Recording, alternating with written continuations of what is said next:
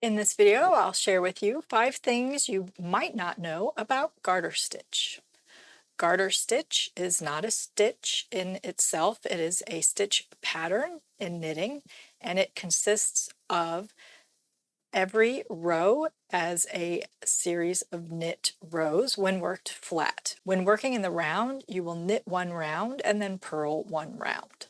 Garter stitch is so named because it was typically used to knit garters to hold up stockings because it is stretchy and was quick to work and worked well to work small strips of knitting using garter stitch. Because it is alternating rows of knits and purls, it ends up stacking on top of one another. The rows stack on top of one another and zigzag a bit like corrugated cardboard. This makes the stitch gauge and the row gauge very closely match one another. In stockinette stitch, the stitches are wider than they are tall, but in garter, 2 rows of garter can usually match the stitch width of one stitch. Not always, but very closely.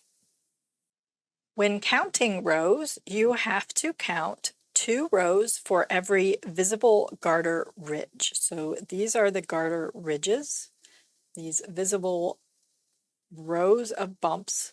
So for every row of bumps, there are 2 rows of knitting.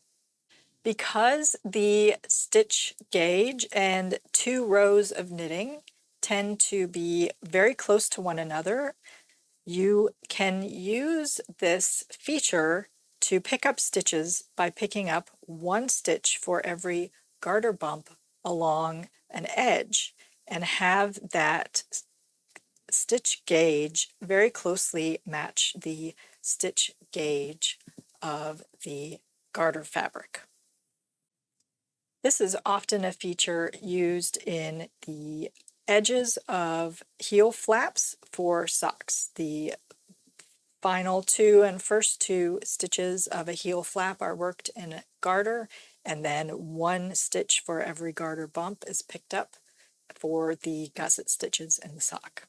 When seaming garter stitch, it looks best to seam smiles to frowns, or a half stitch to a whole stitch, or in other words, a stitch that is the running thread between 2 stitches to a stitch to the bar that is the head of a stitch in the middle of a stitch column.